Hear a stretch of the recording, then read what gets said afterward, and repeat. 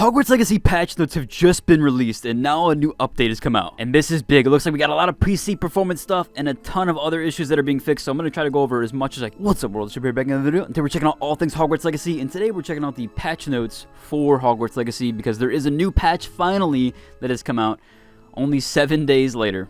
Now there's some general fixes here, like fixing the achievement data being properly pushed to Wizarding World Portal.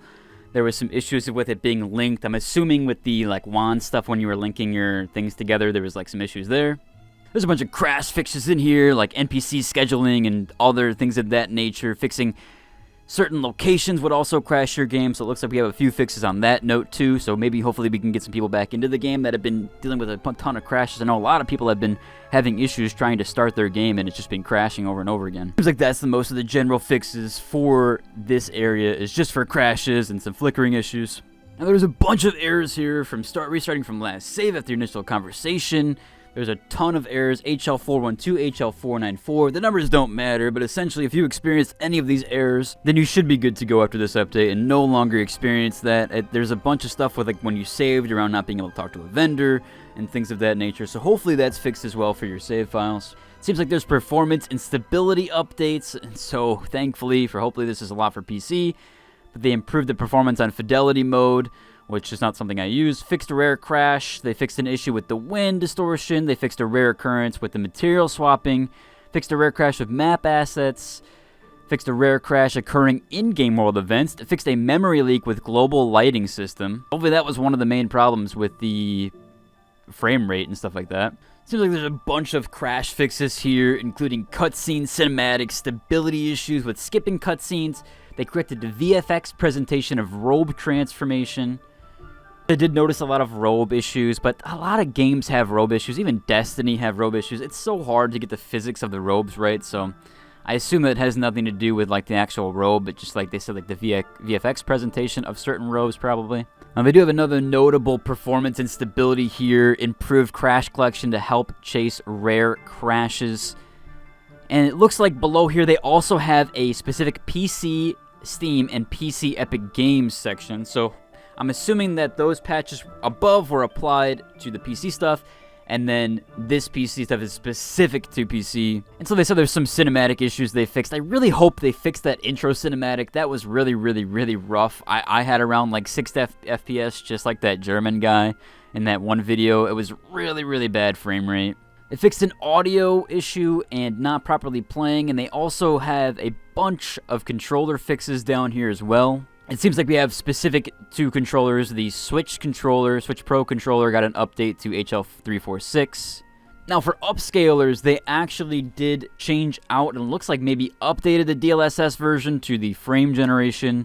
So we could enable frame generation while DLSS was disabled. Seemed like that may have caused an issue, or you can do that now, but I think you need DLSS in order for frame generation to work, but I could be wrong about that, so kind of weird labeling there. It says your anti-aliasing and screen resolution settings have been disabled when using DLSS and not super resolution. Apparently if you were using the super resolution, which super resolution basically is it's a downscaler from higher graphics. So NVIDIA, you can have it go up to 4K and then have it downscaled to 1440p if your card can handle it. So most people use upscaling. Downscaling is just if you have a really powerful card and if you want really good graphic fidelity and you're at 1440p and you want to scale it down from 4K, or vice versa from 4K or from 1440p to 1080p.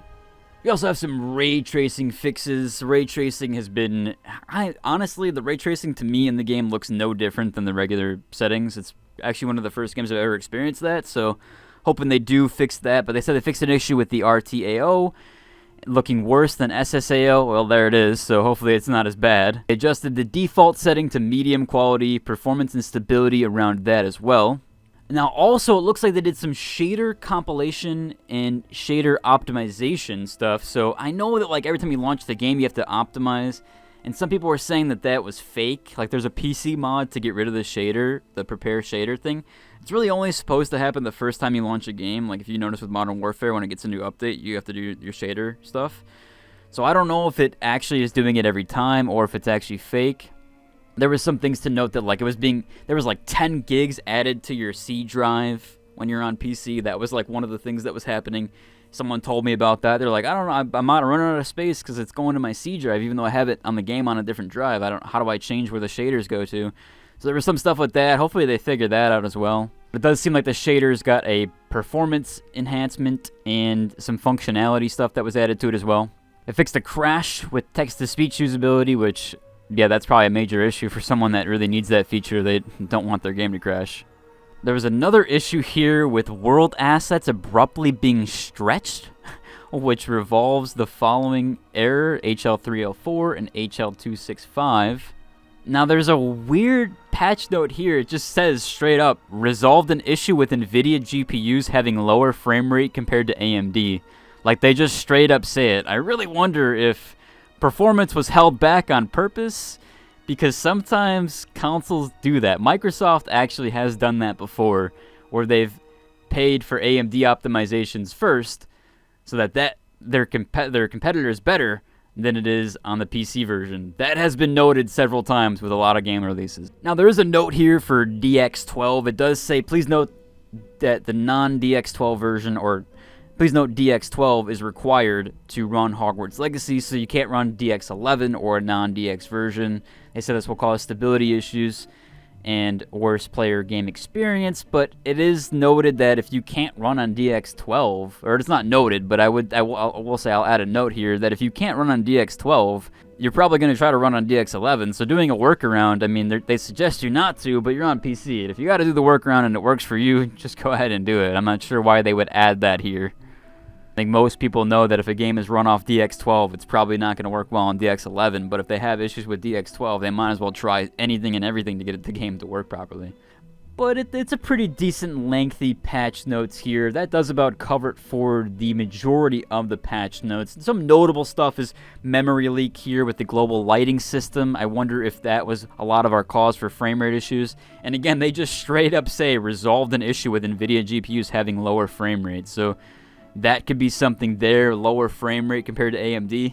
Yeah, I was experiencing some pretty rough frame rate. And the stutters, I really hope they fix the stutters. They didn't say anything about that, but they just said performance and stability. And I'm hoping that some of this stuff, like the world assets abruptly stretching, was probably an issue. There's that memory leak we talked about with the global lighting system. That's definitely going to cause massive stutters.